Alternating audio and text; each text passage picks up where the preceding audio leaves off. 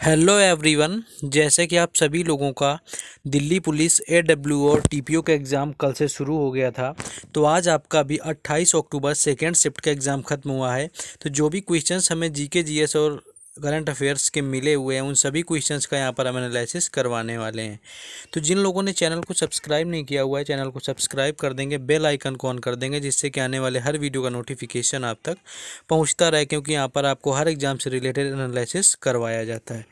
तो चलिए बिना टाइम वेस्ट किए हम वीडियो को देखेंगे कौन कौन से क्वेश्चन पूछे गए थे। लेकिन उससे पहले आपको वीडियो को लाइक कर देना और चैनल को सब्सक्राइब भी कर लेना है। तो पहला क्वेश्चन था, एशिया कप में विराट कोहली ने किसके खिलाफ 122 रन बनाए।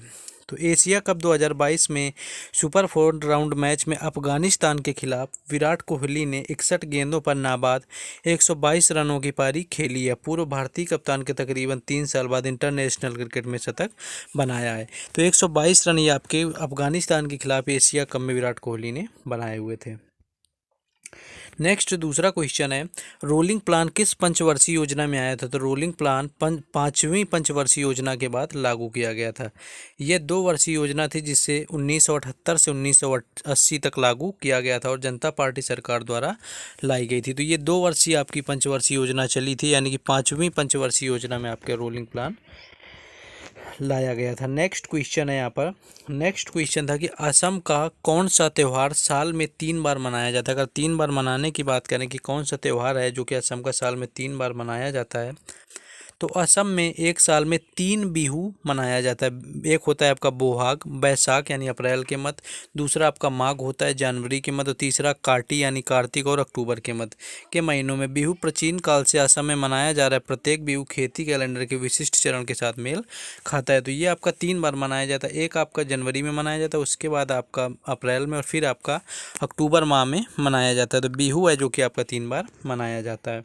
अगर इन क्वेश्चंस का आपका पीडीएफ चाहिए, बाकी हर किसी अपडेट से जुड़े रहने के लिए आप हमारे टेलीग्राम चैनल हरेंद्र जीएस अड्डा से जुड़ जाएं। आप टेलीग्राम पर जाकर के सर्च करेंगे तो आपको मिल जाएगा, डिस्क्रिप्शन में दिए हुए लिंक से भी जाकर के आप जुड़ सकते हैं।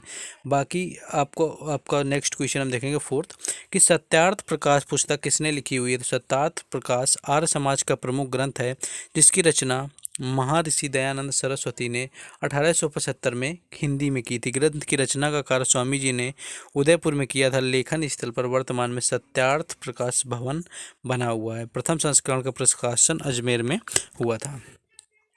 नेक्स्ट क्वेश्चन था, शाहजहानाबाद को किसने राजधानी बनाया था। अगर शाहजहानाबाद की बात करें तो शाहजहानाबाद मुगल साम्राज्य की राजधानी थी, जिसे 1639 में शाहजहां के द्वारा बनाया गया था। तो शाहजहां यहाँ पर आपका राइट आंसर था।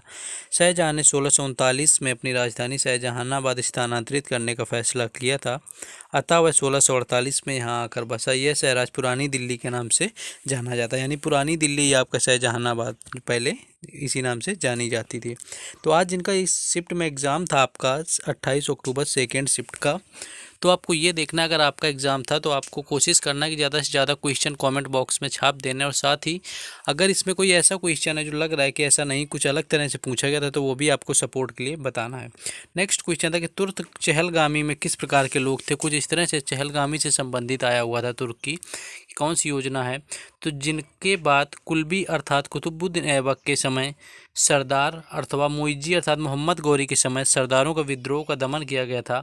इल्तुतमिश ने विद्रोही सरदारों का विश्वास न करते हुए अपने 40 गुलाम सरदारों का एक गुट का संगठन बनाया हुआ था, जिसमें तुर्कान चहलगामी का नाम दिया गया था।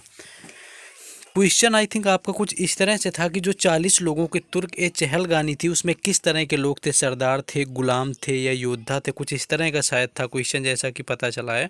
तो अगर आपको और कन्फर्म करके बताना है तो यहाँ पर अगर ये ऑप्शन में आपको गुलाम दिया होगा तो ये 40 गुलामों का आपका जो तुर्क ए चहलगामी है ये गुलामों का समूह था। तो गुलाम यहाँ पर राइट आंसर था।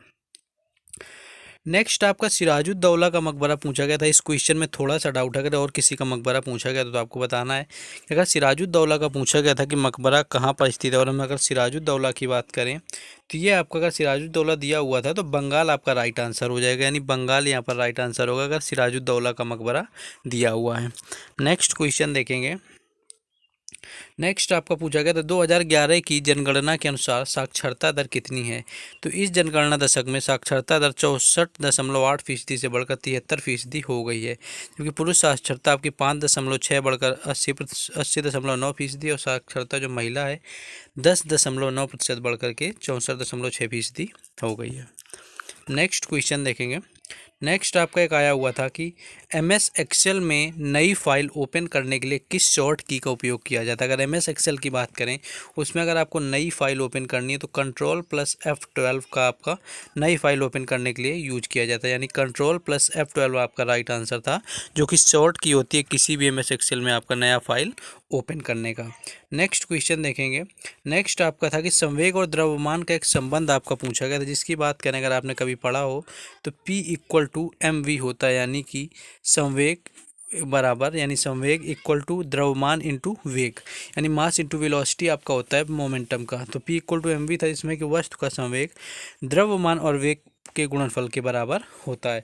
तो इस तरह के क्वेश्चन पूछे गए थे। बाकी अगर हम साइंस की बात करें तो साइंस के लिए आपका सबसे ज़्यादा बात कर लेंगे किस तरह की पूछेगी। तो साइंस में जो वेटेज है आपका डायरेक्ट ल्यूसेंट से ना आकर कहीं ना कहीं पूरा आपका NCERT पैटर्न पर बेस आ रहा है। अगर आपने हाई स्कूल भी सही से पढ़ा हुआ है, हाई स्कूल तक की भी साइंस आपकी कंप्लीट है, जिसमें कि आपका मोस्टली फिजिक्स पूछा जा रहा है।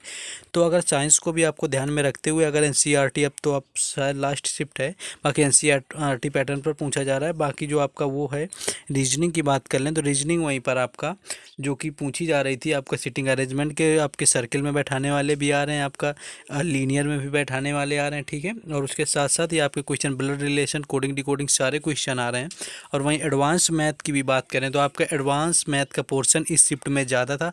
अर्थमेटिक के ओनली 5 से 6 क्वेश्चन यहाँ पर पूछे गए थे, 5 से 6 क्वेश्चन आपके अर्थमेटिक के पूछे गए हैं और बाकी आपका एडवांस का था यहाँ पर। इसके साथ ही बात करें कंप्यूटर, जैसा कि आपका दिल्ली पुलिस हेड कांस्टेबल में आ रहा था, MS एक्सेल से आ रहे हैं, शॉर्ट की 2-3 पूछी जा रही हैं, और साथ ही आपका MS एक्सेल 2010 से क्वेश्चन आ रहे हैं।